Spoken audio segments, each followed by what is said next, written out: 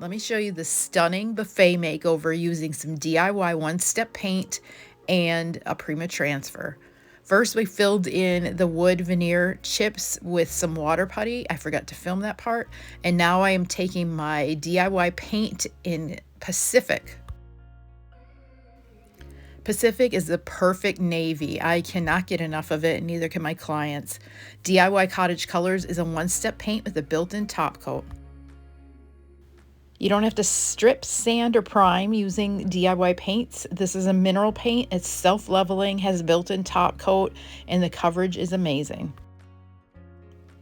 For best results, stir, not shake, and give it a really good mix with a paint stick. Get down on the bottom and make sure you get all the different components really well combined. Then make sure you finish with long strokes and it will self-level and give you a really, really smooth look. If your brush drags for any reason, dunk your bristles in a little bit of water to thin them out and keep on going.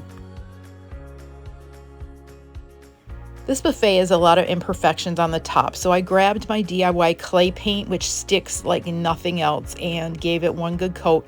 Then 2 coats of Anvil, which is the Cottage Colors in black, and we are good to go and get our transfer on.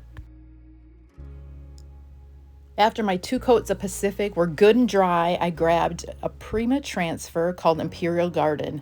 It is huge. I've only used this one a few times because you need a really big piece. You can see here it comes in 6 pieces. Usually the transfers are 3 pieces.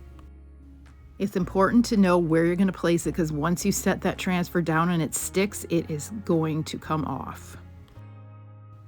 So I'm trying to carefully line it up here over all the curves and nooks and crannies of the buffet, and I keep a scissors handy and a razor blade. Next, I grab my Prima transfer tool and give it a lot of elbow grease to get all the little background pieces off. I'm using my razor blade to cut in between the drawers to give some give to the transfer so that I can get it at all the different places and it's not cracking.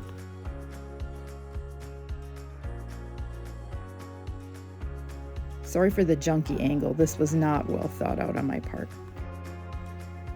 Sometimes I get so excited to get a project done, I'm not thinking about angles.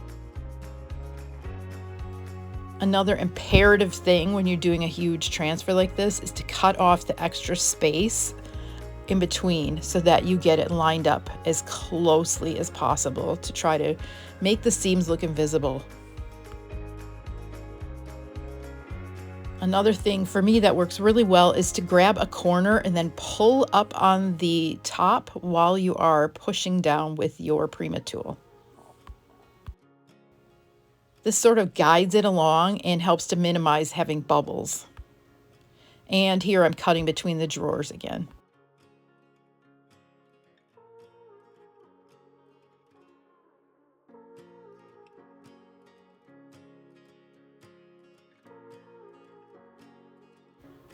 If you're going to do a big transfer like this, make sure you've had a good meal or keep a snack handy because it is a workout.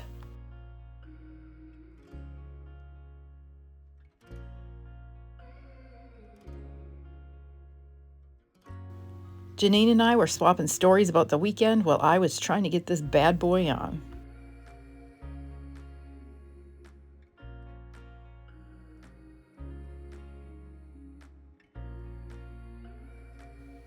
You also want to burnish especially well between drawers, doors, all of those edges.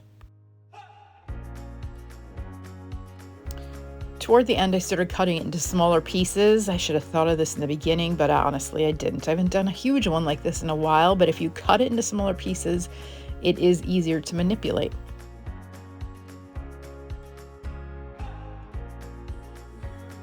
I took a 220 sand block and I'm distressing it to try to minimize the seams, give it a little bit of age, and make it look more hand painted than just a sticker slapped on. Now I'm wiping it down with a wet cloth, trying to carefully remove all of the sanding dust I created.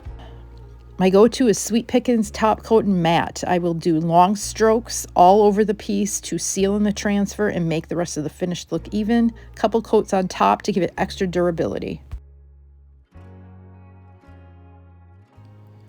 Crystal gave the pulls a good scrub, and I'm taking my golden rule wax, and I am embellishing all those with some wax, and it just makes them completely pop.